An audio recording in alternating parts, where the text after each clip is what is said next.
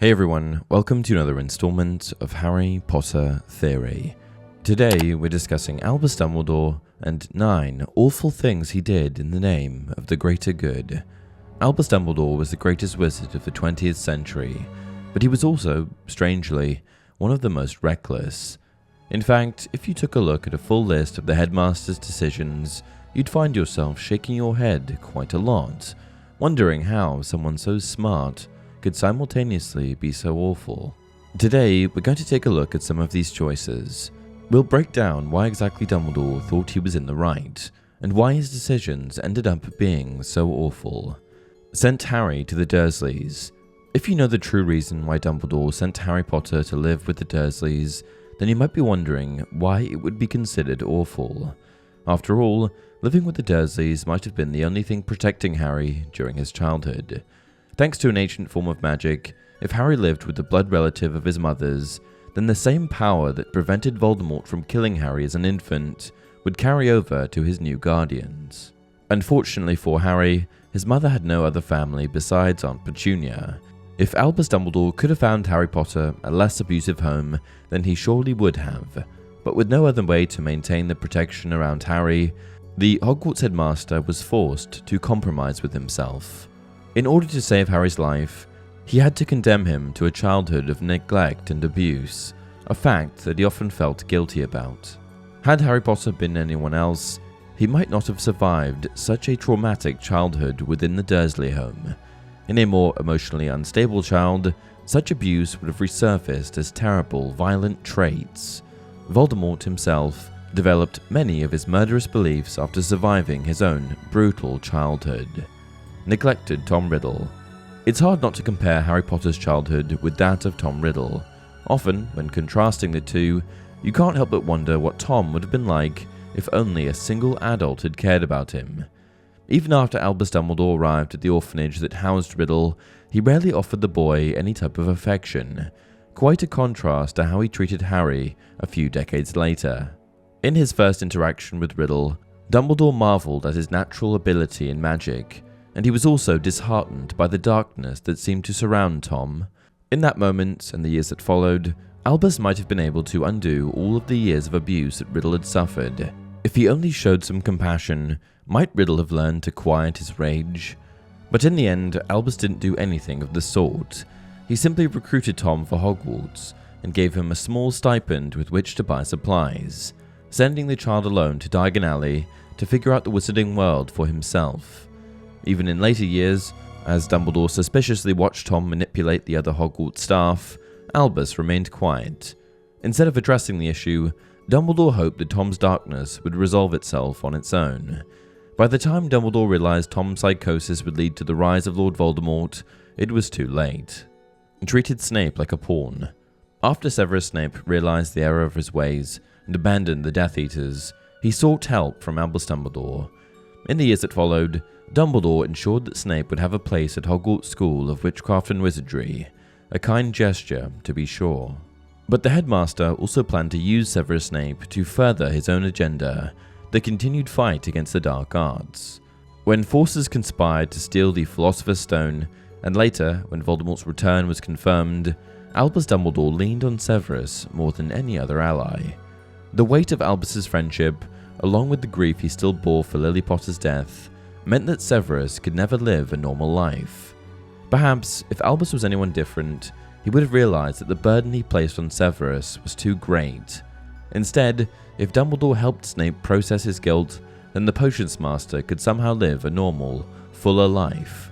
But Dumbledore's own life was far from normal, and he saw no problem with leading Snape down a similar path. Responsible for Sirius's death. Albus Dumbledore wasn't directly responsible for Sirius Black's death, but he certainly had a role to play. During the events of the Order of the Phoenix, Albus Dumbledore strangely decided to ignore Harry Potter.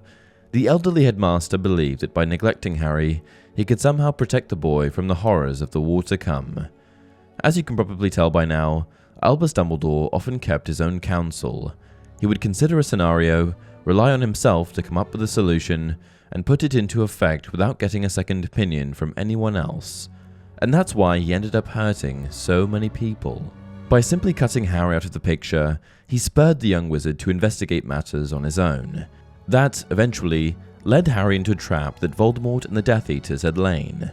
In order to save Harry's life, Sirius Black and the other older members of the Order of the Phoenix blindly leapt into action.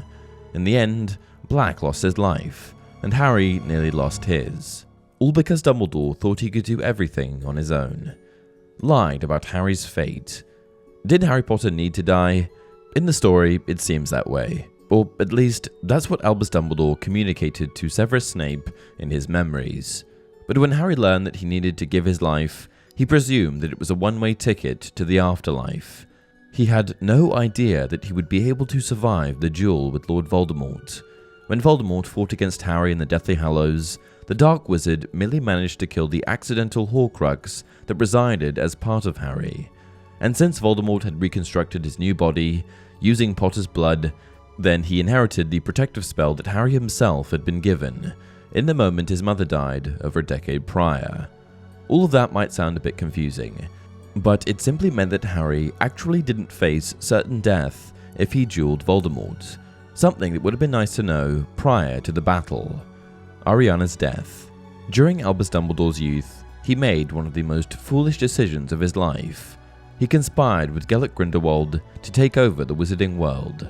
Albus was young, dumb, and infatuated with Grindelwald. During that era, there was very little hope of changing Albus's mind, but his brother Aberforth tried to anyway. The young brother confronted both Albus and Grindelwald about their plan, and after heated debate, the situation devolved into a duel. It's hard to know who would have won, but before the conflict came to an end, Albus's sister, Ariana, tried to intervene. In the process, the 14-year-old sibling died. Her life, which had already been filled with innumerable tragedies, was cut short by Albus's own recklessness, something he would never forget. Although, throughout the rest of his life, his same bad habit of taking on leadership roles would always seem to be his undoing. The Ring. Decades later, still devastated by the loss of his sister, Albus Dumbledore foolishly tried to destroy Voldemort's Horcruxes all on his own. But once, when he finally located the Ring of Marvolo Gaunt, Dumbledore let his guard down. Voldemort didn't realize it at the time he transformed the ancient black jewelry, but it actually wasn't just a simple heirloom. The stone within the ring was none other than a Deathly Hallow. According to myth, that rock, the Resurrection Stone, has the ability to recall spirits from the dead. Desperate to see his sister again, Dumbledore forgot all reason and slid the ring along his finger. In an instant, he was struck by the deadly curse Voldemort had placed on the ring. And even though Albus managed to halt the spread of the curse, thanks to Snape's help, the damage was already done. Within a year, Dumbledore would die, leaving the defense of the wizarding world in the hands of Harry Potter, who was only a schoolboy at the time, entrusting Hagrid with security. Nobody likes to criticize Rubeus Hagrid. Even though the Hogwarts groundskeeper was often reckless with magical beasts, Albus Dumbledore felt a special fondness for the half-giant, but that fondness often exposed Hogwarts and its students to life and death risks. During Harry Potter's very first year at the school, Dumbledore's decision to trust Hagrid's guard dog, a three-headed hound named Fluffy, proved nearly fatal. Hagrid revealed the secret to bypassing the dog in a game with Professor Quirrell, which ultimately led the possessed wizard to the same room as the Philosopher's Stone, bringing Philosopher's Stone to Hogwarts. But utilizing Fluffy wasn't even Dumbledore's worst decision that year. The headmaster was the one who brought Nicolas Flamel's Philosopher's Stone into Hogwarts.